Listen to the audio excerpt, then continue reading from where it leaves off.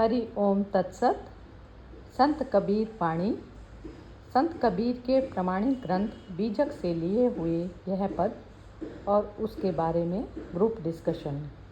पढ़े? हाँ जी, मैं पढ़ता हूँ। ठीक।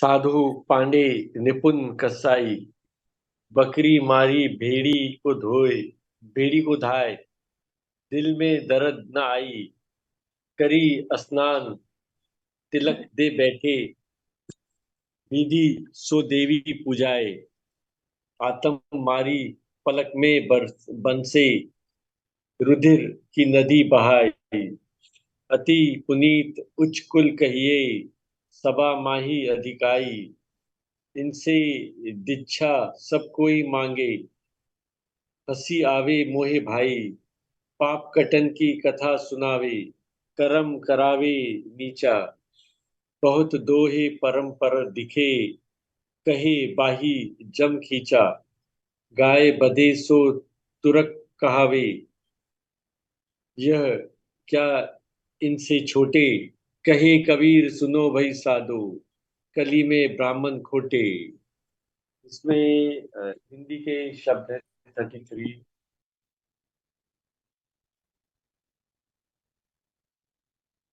हाँ, स्नान का स्नान है, दीक्षा का दीक्षा, बुहत डूबते खोटे नकली।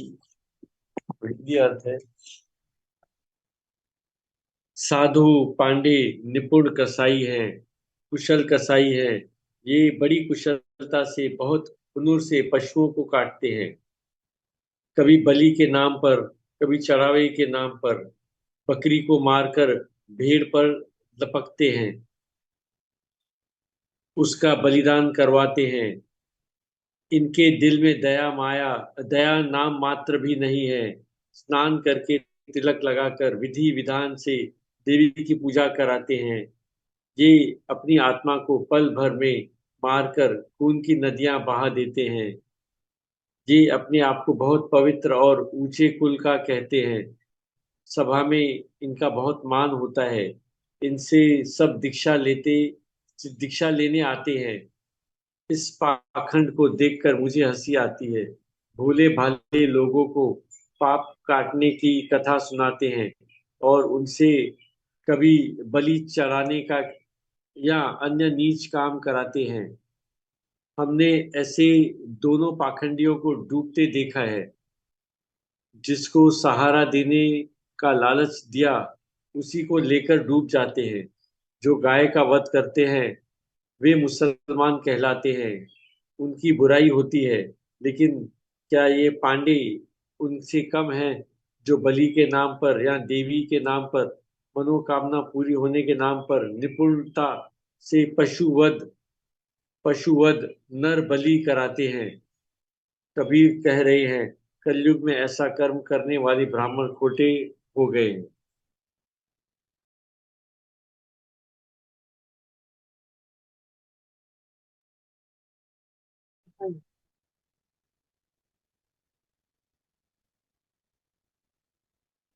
मेरे ख्याल से ये वही बहुत ही क्लियर है इसमें कि बाहरी प्रपंच को उस समय जो माना जाता था और आज भी है। मतलब ये जैसे बहुत खुल के हिंदुओं में तो ये नरबलि या इसकी बहुत आजकल कम सुनने में आती है। पर जैसे मुस्लिम्स में अभी भी ईद पर बकरी काटना और बकरा काटना और उस तरह से वो सब कुछ वो चलता है। तो वही वो उन्होंने कहा है कि ये इन चीजों में लोगों को फंसाकर, मतलब ये जो जो सीधा सीधा मीनिंग है इसमें कि ये फालतू के पाखंड करके लोगों को उसमें ये उलझाए रखते हैं ये। और यदि आप एक जगह मुसलमानों को कहते हो कि वो गाय का वध कर रहे हैं, तो दूसरी तरह ये हिंदुओं में भी क्या है, कम है। तो वो दोनों जातियों को ही, दोनों धर्मों को उन्होंने जैसे अटैक किया है यहाँ पर। और तो वही कि उस समय इतना भी खुल के बोलना, उस समय जैसा समाज था, तो अपने आप में एक बहुत ही क्या कहें, रेवोल्यूशनरी ही उनके कदम थे या वाणी थी जो उस समय चला था, उसके अगेंस्ट उन्होंने बोला। ये बस यही है, पाखंडों के अगेंस्ट बोला है इसमें इन्होंने। दैट्स इट मेरी तरफ से।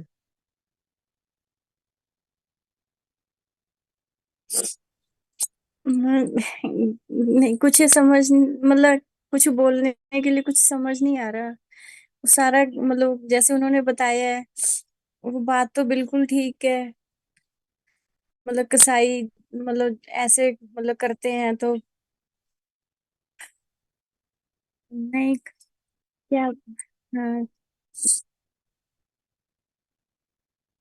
हाँ, हाँ, इसमें मतलब वही जो कबीर जी कह रहे हैं कि जो हम लोग बाहर का मतलब आडंबर है और जो गलत तरीके से पशु हत्या और ये कर रहे हैं वो गलत है। हमको अपने मन को बदलना है। मतलब कि उनको हंसी आ रही है कि जो ज्ञान दे रहे हैं कि ये इस तरह से आप विधि विधान करिए और ये गलत गलत काम करिए और उनको पाखंड में डरा रहे हैं।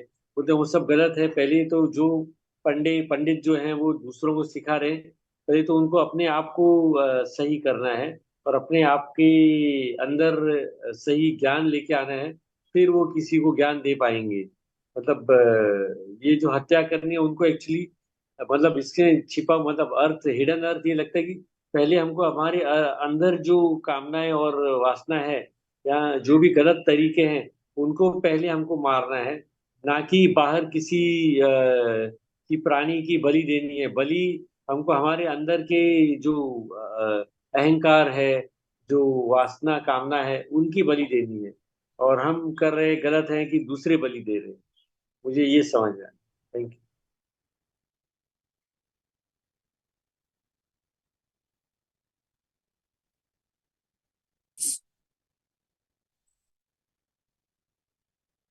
कितना ज़बरदस्त आपने बोला विनोद जी आज।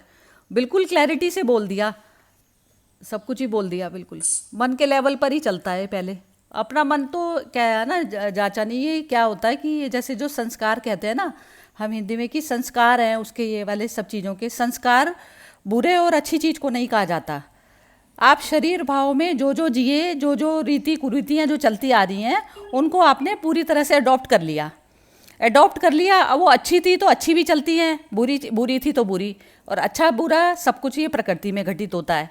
तो जब तक ये मनुष्य ये नहीं जानेगा ना कि मैं शरीर से नहीं परे जाएगा, तो शरीर भाव में जो मनुष्य रहता है, तो शरीर भाव में कहते हैं कि आप अच्छा भी जो है, अच्छा भी जो संस्कार निर्मित कर दिया ना, वो आपको कुएं में तो नहीं लेके जाएगा, लेकिन वो संस्कार ही है। अच्छा भी जो निर्मित किया है ना, अच्छी आदतें भी, तो वो आदत ही है ना, वो भी एक बेहोशी है। तो जब तक हमारी सुख के प्रति की भी बेहोशी नहीं टूटेगी ना, जैसे हम किसी के कार्य को बोलते हैं बड़ा इसने अच्छा किया, ये तो इसकी बड़ी अच्छी आदत है, ये बड़ों को बड़ा वो करता है, सुख पहुंचाता है, बड़ों की सेवा करता है, फलाना करता है, ढिमकाना करता है। अब वो करता तो है, लेकिन वो सेवा सेवा का भी शब्द हमें उस पर सूक्ष्म तल पे समझना पड़ेगा कि सेवा कहा किसको जाता है। सेवा उसको कहा जाता है जो हमारे को हमें सीधे परम सेंटर पर जो जोड़े, जो हमें भी जोड़े स्वयं को और दूसरे को भी जोड़े। तो सामने जब व्यवहार किया जाएगा तो वो कौन से लेवल पे कर रहा है, तो जब तक हमें दिखेगा नहीं, तो हम तो मतलब पहले तो हमें अपने अंदर दिखना चाहिए कि हम कौन से लेवल पर खड़े हैं। पहले अपना केंद्र सही बनाना पड़ेगा। दूसरे केंद्र पे आकर और हम जो है डील करते हैं ना, जब हम प्रकृति के केंद्र पर आकर जब हम जिंदगी जीते हैं, तो ये सारा सिस्टम शुरू हो जाता है संस्कार रूपी वाला। तो जब हम पहले तो परम के सेंटर पे आना पड़ेगा, क्योंकि प्रकृति तो ऑपरेट करने का फंक्शन है। फंक्शन कर सकते हो तुम इससे, ना कि तुम इसमें जी सकते हो। इसमें नहीं जीना है हमें। इसको सिर्फ हम एक इंस्ट्रूमेंट मात्र मानकर जब तक नहीं करेंगे ना, तो तब तक नहीं होएगा काम। तो वो संस्कार सारे ही हटेंगे। पहले आँख पे से पर्दा हटेगा कि ये अच्छा अच्छा हम इसको बोलते चले जा रहे हैं, लेकिन ये अच्छा दूसरों को भी खराब कर रहा है ना। जैसे हमारे घर में एक इंसिडेंट हुआ, जैसे कि ऐसा कि एक सिस्टर दूसरी सिस्टर से वो किया उसने कि वो उसकी सामने वाले की कमी को ढकते रहे कि वो जो है ऐसा आतंक या प्रपंच मचाएंगी। तो उसमें मतलब रियल बहनों की बात बता रही हूँ, जो हम लोग बुद्ध पुरुष के थ्रू जिसने जन्म लिया उनमें भी ये घटनाएं घटती हैं। तो अब उसमें जो उसकी वो आदत थी कि उसकी गलतियों को अनदेखा करके उसके साथ में फिर भी बिहेवियर अच्छा करना। तो वो अच्छा कर करके उसको पता ही नहीं चला कि सामने वाला जो है उस चीज़ को बेयर कर रहा था, तो वो जो चीज़ थी वो उसकी वो जो आज की चीज़ में जो दूसरी वाली बन गई, बन के जो तैयार हो गई, उसमें उसका योगदान है। किसका योगदान है? जिसने अनदेखा किया उसकी चीज़ को, अनदेखा किया, तो वो उसकी अच्छाई उसकी बुराई बन गई ना, क्योंकि उसको बजाय उस जो उसकी ईगो थी उसकी ईगो बूस्ट होती रही। तो इस प्रकार के ये प्रपंच हमारे समाज में हम लोग स्वयं करते हैं ये सब। तो गुरु लोग भी जो होते हैं जिन पे ज़्यादा भीड़ गई हुई होती है, इंसान वहीं जाना चाहता है कि कहते हैं, अब जैसे ये आर्ट ऑफ लिविंग में ही था, मैं उनको गलत बिल्कुल नहीं कह रही, क्योंकि वो भी अपने तल पर ठीक होंगे, क्योंकि मन का लेवल कोई किसी का जांच नहीं सकता। लेकिन किसी ने ये करा कि जैसे मेरी लड़की की शादी नहीं हो रही, तो तू जो है आश्रम चली जा, दूसरे वाली उसको बता रही है कि तू जो है आश्रम चली जा, वहाँ से तेरे को ब्लेसिंग मिलेगी और तेरी लड़की की शादी इतनी बढ़िया हो जाएगी करके। तो इस सारी चीज़ों में हम कहाँ गए? कामनाओं के उसमें गए। तो ये सारा समाज में चलता चला आ रहा है। तो गुरु भी बैठा है, गुरु भी क्लियर नहीं बताता उसको कि भैया जो तुम्हारे जिससे कर्म का लेना देना है वही तुम्हारे घर में आएगा, और बाकी कौन आ जाएगा। यदि मेरा भी मन यदि किसी पे, क्योंकि हमारा मन प्रकृति से निर्मित आया हुआ है, तो पुरानी जो आकांक्षाएं और वो है, वो मन की जो चिप है वो पुरानी चलती चली आ रही है। तो अब मन में जो जो चीज़ें थी मेरे, तो वो मेरे अपनी वासनाओं को पूरी करने के लिए मेरे को सामने वही, मेरे को चक्षु वही मिले हुए हैं जो मेरे को सामने जो मेरे साथ में जिसका कर्म कॉर्मिक बॉन्डेज है जो मेरा। अब वो ये चीज़ किसी को समझ नहीं आई, तो अब ऐसा चीज़ें जो है ये चलती चली जाती हैं समाज में। अब वो कह रहे हैं कि गुरु के कहने पर तुम्हारी मन की वो सारी इच्छाएं हैं वो तुम्हारी पूर्ति हो जाएगी वहाँ से। अरे पूर्ति तो तुम्हारी नहीं भी जाने में होगी, क्योंकि तुम उसी के लिए तो काम करोगे, उसी के लिए तो काम करोगे। तो ये अंधविश्वास जो होते हैं ये ऐसे ऐसे जमते चले जाते हैं, तो ये संस्कार निर्मित होते चले जाते हैं। और वो कह रहा है कि मेरे तो आश्रम में जाने से ये चीज़ मेरी इच्छा पूरी हुई, अब फिर वो दूसरी भीड़ की भीड़ जाएगी, मेरी उनकी भी असंख्य इच्छाएं हैं, तो वो भीड़ ऐसे ऐसे पहुँचती है। तो अब जो मनुष्य जो दवाई जो ऐसी देता है जिसको संसार की बीमारी है, तो उसको क्रिटिसाइज़ करते हैं। जैसे ओशो को क्रिटिसाइज़ कितना किया लोगों ने। अब उन्होंने जो कल मैंने उस पर इंस्टाग्राम पे थी तो उस पर भेजी, तो उन्होंने बोला कि अहंकार का जो है अपना फूल अर्पित करो। अहंकार हर कृत्य में जहाँ पर तुम्हारा अहंकार खड़ा होकर देखता है तो उसको समर्पित करो ना, वो तुम्हारे अपने फूल हैं। अब तुम प्रकृति के फूल ले लेके उसको चढ़ाने लगते हो तो वो कोई मतलब नहीं होता। और वैसे भी हर कर्म का ना जो जहाँ पे बीज बनता है वहीं से फूल चढ़ जाता है, पहले उसको फूल चढ़ा के तब कर्म स्टार्ट करना है।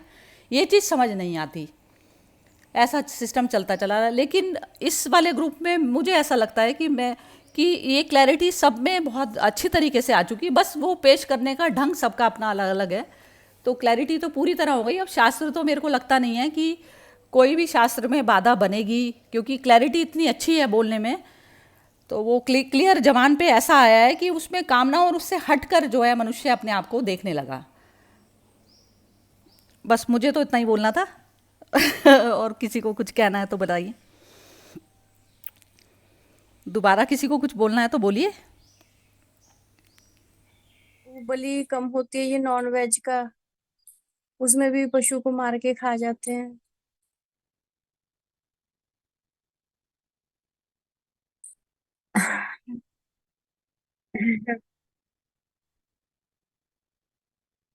अब वो साउथ में देखो कितनी मछलियां वो मतलब वो तड़फती हैं जब उनको निकालते हैं, वो देखा नहीं जाता, ऐसे तड़फ के जान देती हैं वो, फिर उनको खा जाते हैं ये।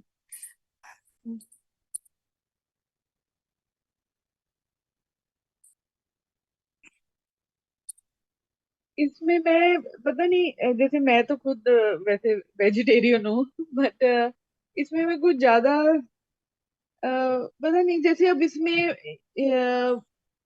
उस तरह पर वो भी कहते हैं कि जब हम जो गाय का दूध पी रहे हैं वो बछड़े के लिए है और हम पी रहे हैं, तो उसका हक उसके ऊपर है, हमारे ऊपर मतलब इंसान का हक उसके ऊपर नहीं है। तो इस तरह से ही लोग वीगन बन रहे हैं। तो वीगन वालों का वो कॉन्सेप्ट है, मतलब उनका वो यही कहना है कि तो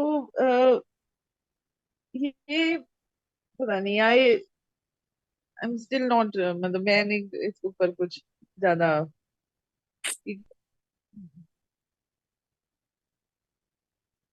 हाँ वो मैं बस वही वो मुझे ध्यान आ रहा था जो कल सुरेश जी कह रहे थे रैदास का कि मन चंगा तो कटौती में गंगा। तो वो ये है कि जब आपका वो है तो ये बाहरी अडम्बरों में कुछ नहीं रखा। वो यही शुरू से वो कहते आए हैं कबीर दास कि ये सब है। और अपने वही मन के लेवल पर यदि आप कुछ बिल्कुल प्योर होके कर रहे हो तो वही वही राम है, वही रहीम है। ना कि इन चीजों में जिसमें तुम पागलों की तरह ये सब करके या मंदिर मस्जिद भाग भाग के तुम ईश्वर को ढूंढ रहे हो।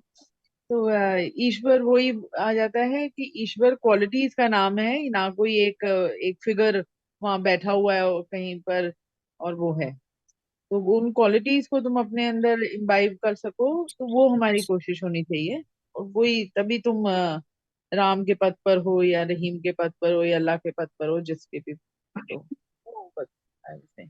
ऑन दिस मुझे नहीं। ये जो मोना का है, हाँ, मैं भी सुनना चाहूंगी कि सबके क्या विचार है इस पर। है? अच्छा।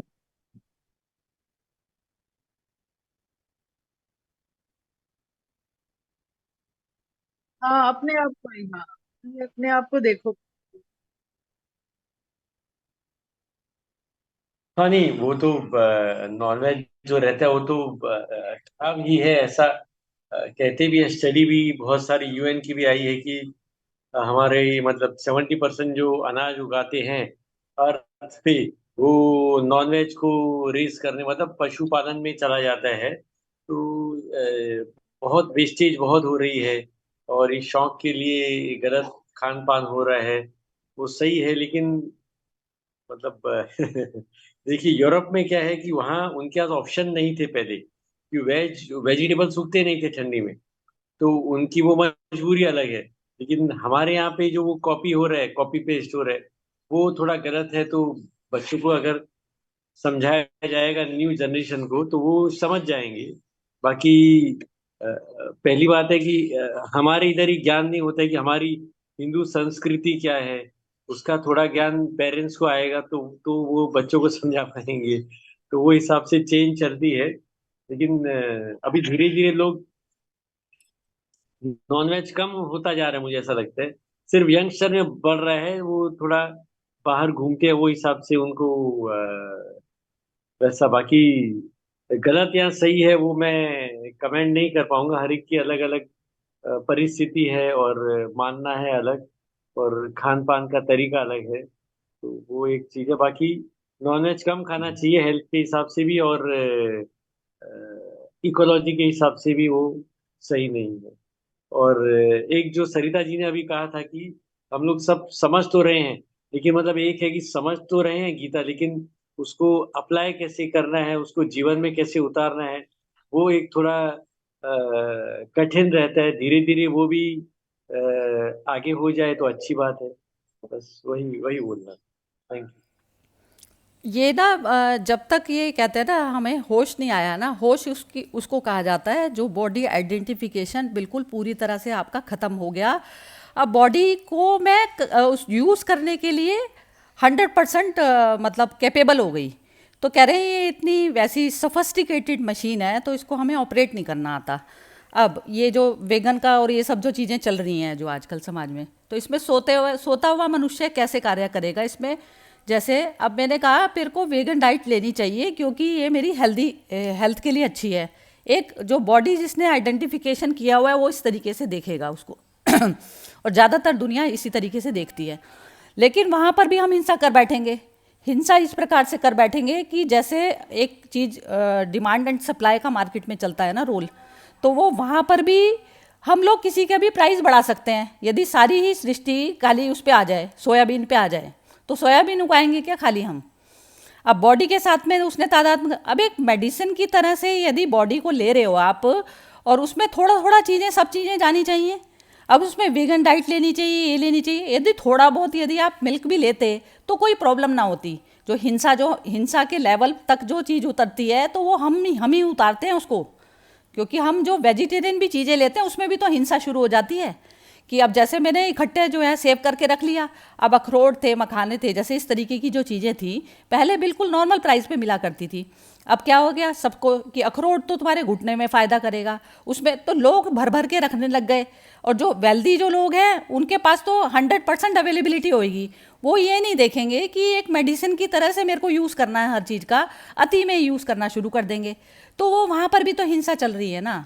तो ये हिंसा लोगों को समझ ही नहीं आती। तो जब तक मनुष्य जागेगा नहीं तो उसको, अब यदि मेरा काम जरूरी थोड़ी ना है मेरे को महंगी चीज़ ही लेके करनी है, आयरन मुझे लेना है तो आयरन मेरे को जो अवेलेबिलिटी है प्रकृति में मेरे उससे भी तो मिल सकता है, जरूरी थोड़ी ना है कोई पालक से ही मिलेगा। बात ये कहने की, तो ये जब तक दिखने में नहीं आएगी ना तो ये सब सिस्टम, तो कहते हैं जागृति ही होना सबसे ज़्यादा बड़ा जो है क्रांति है। जागृति यदि नहीं है, मनुष्य का सोया हुआ समाज है, तो सोया हुआ समाज में हम खुद ही रिस्पॉन्सिबल हैं इन सब चीज़ों के। वेगन पे चले तो वेगन पे ही अंधे बन के चलते चले गए, ये नहीं कि थोड़ा कम मात्रा में ले लो चीज़ को, उसमें कोई ज़रूरी थोड़ी ना है कि वो सारी चीज़ें जहरी हैं। मिल्क ले रहे हो तो मिल्क को अति में ही थोड़ी ना लेना है, वो अति जो है हम मचाते हैं, जो हमारा स्वभाव मचाता है, बॉडी को इतना प्रोटेक्ट करके रखना है कि दूसरे में आग लगे लेकिन मेरा जो है पोषण होना चाहिए। तो ऐसे ही नॉनवेज का है, नॉनवेज में भी बुद्ध ने कहा कि यदि मरा हुए का आप मांस खाते हैं तो मांस नहीं है ना, ऐसा आप यदि बॉडी को देखेंगे उसकी रिक्वायरमेंट है, भूख लगी है उसे तो उसको देना है, उस समय कुछ तो देना है। तो जो अवेलेबिलिटी है आपके पास में उसमें भी तो काम चल सकता है, और सारा माइंड ही बनाता है विटामिन्स, दूसरा नहीं बनाता। हमारी इतनी कुवृत्तियाँ जो हमारे मन में बैठी हैं तो वो थोड़ी ना विटामिन बनाती हैं, जो हम खाते हैं वो तो उसका जो खाने का जो अंश है वो हमारे माइंड से लगता है, माइंड उसमें जो पोषण का काम करता है। तो अब वो माइंड से यदि हमने एक्सेप्ट नहीं करी कि इस बॉडी को ही देना है खाना, तो आप पानी भी पिएंगे, पानी भी लगेगा, पानी भी आयरन बनाएगा, सब कुछ बनाएगा, लेकिन ये मनुष्य को पता कहाँ है कितना जो है हमारे जो बॉडी की रिक्वायरमेंट, ये बाहर की प्रकृति की चीज़ें नहीं है। सांस से भी चलता था ना, पहले कहते थे श्वास से भी चलती थी, सांस चलती थी, 6-6 महीने लोग तब पर बैठे रहते थे तो चलता था सब सारा सिस्टम। अब कह दिया हर 2-2 घंटे में खाओ, हर 2-2 घंटे में 24 घंटे दिमाग तुम्हारा खाने में ही लगा रहे। अरे कोई बीमार है, कुछ है, उसको देनी है, एनर्जी करनी है, तो उस टाइम में उसके लिए दिया जाएगा कि उसको एज अ मेडिसिन की तरह, लेकिन ये चीज़ समझ नहीं आती। तो ये समझ का दायरा जब ही मनुष्य का बढ़ता है, जब तक वो अपने आप को नहीं जान लेता। तो अपने आप को जानना सबसे ज़्यादा इम्पॉर्टेंट है, उसके बाद में जब आप एक्ट करेंगे एज अ बॉडी के लिए तो तब ठीक रहेगा, सब कुछ बैलेंस में रहेगा। मेरा यही कहना था। ठीक है, तो हाँ नहीं, मुझे ये बहुत अच्छा लगा आपने जो है ना वो है कि नीड के लेवल पर तो ठीक है, जहाँ पर वो ग्रीड आ गई तो फिर